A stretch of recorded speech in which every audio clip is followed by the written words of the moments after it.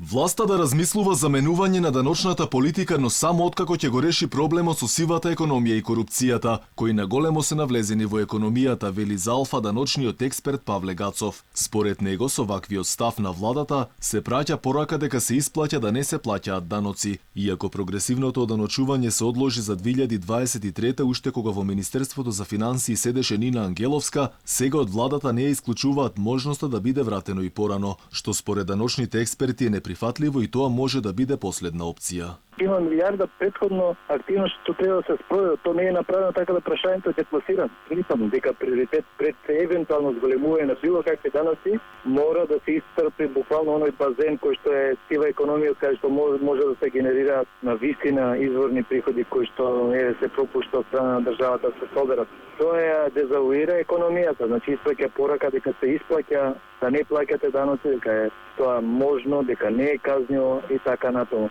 Втор момент е борбата против корупцијата. Сметам дека корупцијата е вистински рушител на концептот на еднакво даночно однесување на државата. Така да и тука не е направено нешто посебно, не зборувам за антикорупцијската комисија која што ја врши добра работата, но мислам дека треба посебна политичка волја за да се патиме во космос со сите нелогичности во праксата што се явуваат на разни моменти околу користење на буџетски средства, злоупотреба и така натаму.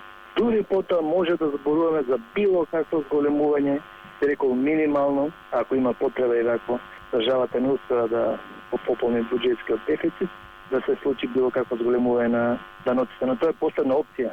По предлогот на Ману за зголемување на даноците и ставот на владата за промена на даночната политика, вице-премиерот Фатмир Битиќи е согласен повторно да се воведе прогресивно оданочување. За него за одредени дејности треба да има и намалување на персоналниот данок.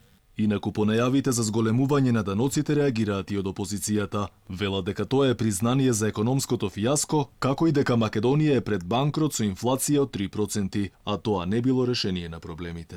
Па и гледам како признание за економското фијаско кое што и се случува на Македонија.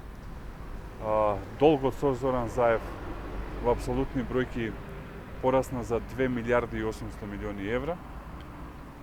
Во релативни бројки, односно во проценти е некаде веќе околу 63% од бруто домашниот производ, односно ја надминува она психолошка бариера од 60% која што е и мастрихтски критериум за членство во Европската унија.